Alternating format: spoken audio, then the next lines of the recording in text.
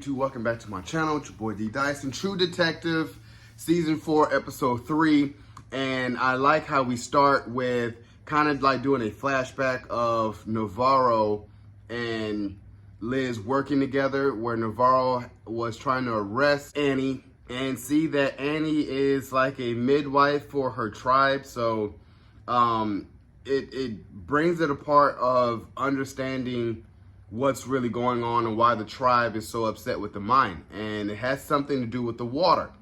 As we get that full-on birth scene, and the girl's kind of telling Annie what's going on with my baby, does CPR, the baby lives, but it plays into a bigger mystery of what's going on with the water. And I know that they were kind of showing, like even the last couple of episodes, they were saying that, hey, is something going on, you know, with the mine and the water. So they're kind of showing the aspects of that.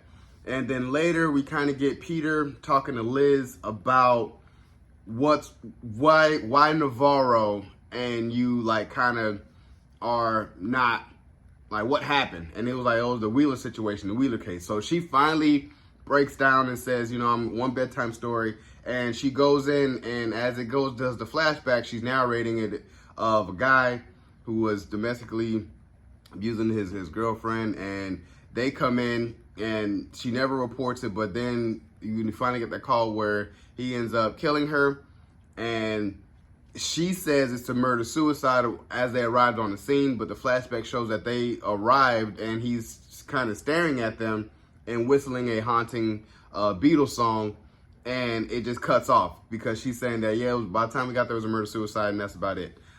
So basically, it's not showing who killed the guy, the Wheeler guy. So it was either Navarro and Liz covered it up, or Liz did it and Navarro is covering it up. So it's one of the two who did it. And when you go into the aspect of Hank is out there trying to find Raymond in the snow, you know, he's been out there for 48 hours. He even has, you know, some of his buddies to come out there and be like, hey, yeah, you know, I have some people out here trying to come get it. And Navarro's like, man, you got civilians out here, you can't do that. And he was like, I take all the help I can get, because Hank probably knows what happened between Liz and Navarro, but he's just kind of like, I'm not going to say anything.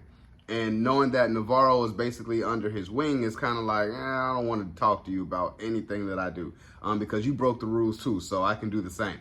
So Navarro has to go see Liz and was like, yeah, he got civilians out there. And that's when Hank kind of shows up, and Hank is like, so they get into it. And then for Hank to say to Liz, like, yeah, you playing Mrs. Robinson with my son, and she throws a coffee in his face.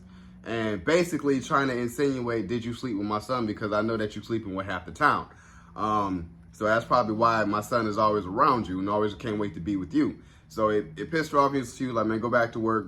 But you know, they finding out, Navarro finds out that he withheld information from that Annie case of the hairstylist, and like going to him saying that, yeah, you know, who she's messing with and all that, and he never reported it. So, and Navarro was really pissed off about that. So they go to the hairstylist and, you know, hey, you lied to me in the beginning, and this is electric blue. This is what she had in her hair. So it kind of goes off into another set where they're still doing their investigation. Kind of just piecing all these things together and taking the highlights from that. The second biggest highlight I get from that was when Lund, the scientist, was in the hospital and the gangrene has gone all over his body. But so Liz is trying to talk to him, trying to calm him down and try to talk. And that's when he's like, she's awake. We woke it up. She's awake.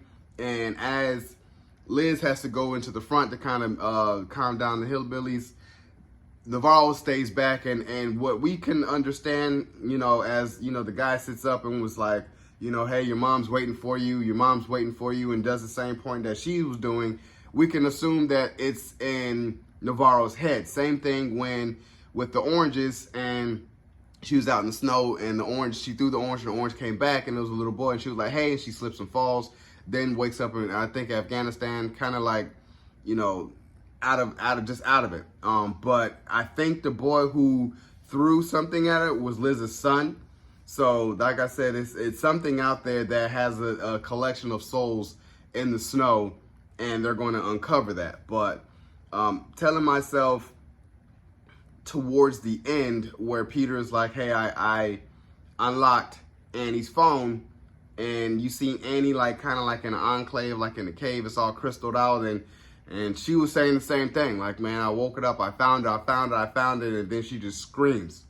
So it's an entity out there. I feel like this is a supernatural entity that we have to work on, similar to something like the Yellow King, but it's something of a force of nature, and it's a she. And they know what it is, but, you know, for two detectives, they don't really know. It's like, what the hell is going on? But Navarro, I feel like because she's more of that ancestral plane of, you know, the Eskimos and the Indians, like their tribes up there, that it's going to affect her more as it gets to her sister. And then Kavik was kind of, Kavik was kind of like, hey, I give her information because he wants to really know about Navarro because Navarro's sleeping with him, but he doesn't know anything about her.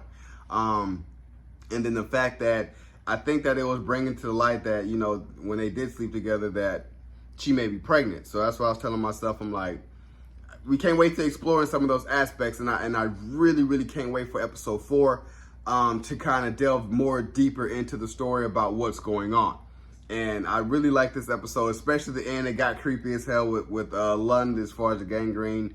Looked like demonic possession. So I was telling myself, I'm like, we're definitely back into True Detective, and I'm here for it.